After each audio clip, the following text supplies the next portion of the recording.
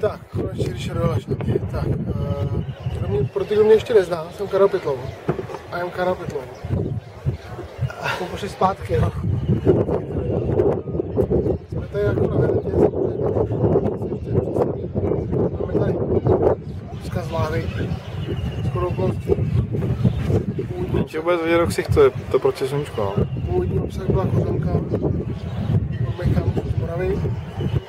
No, tak jinde je dobrá, no. Bordel, špína, každou chvilku tě někdo ojebe.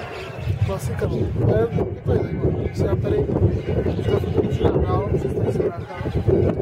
Pan Veslař, Rychlo Veslař. To představím já, teď se jmenuje Bujumbura. A já bych se představil, já jsem ten, co pořád jebe Ríša. Já se jmenuji Lukáš Pytloun, posílám tady tu lahev, sám jsem to takhle krásně zabalil, aby to vydrželo. A já bych chtěl jedno takové poselství, ať mě už Ríša nejebe. Tak, předej mi to, jak tě natočím. No takže, já jsem tady ředitel té výpravy. Vymyslel jsem tenhle celý nápad. Hlavní jebátor. Tohle je vlastně můj nápad. Jo. Sice jsem to nenapsal, ale to je moje myšlenka. Takže, ale kecal nám do toho celou dobu. toč mě tady s těma schodama. To tam nějaký lidi. Takže házím. 3, 2, 4. Ne, aby to hoď dál od břehu, protože jinak ten vzkaz bude strašně rychlej. Já bych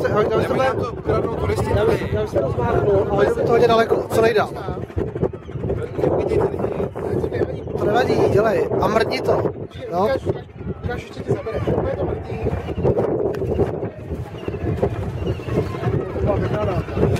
To jsem se překonal. Celých 12.